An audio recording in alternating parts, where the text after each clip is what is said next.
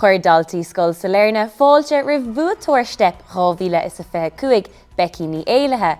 Tar éis tí an churn a bhuachan ag oireachtas na saona I méil firste. Tháinig Becky ar scoilinne agus bhí na gasar ansásta ar a tháinig siad an chorann agus bhí cad a cúpla gasar bearachtáil ar a gcuireann. Tá an bródú leis Becky si an cordú mar duine agus tá ansásta gur isise bhrua. Bhain me ansás as na ranganíine, bhain si go leor go nach an stepan na linn agus tantáirn go ramuid ag ceile le.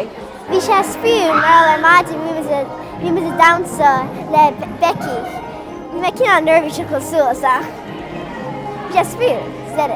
Thosa me se chuisteachar na comórta seagus beidir 9 ach an mbliana bhí an bua am agus le hartar trí na chead a bhíon nó tháinig me sa dara háit, so is ionta chuir an chorann na hortahála lem.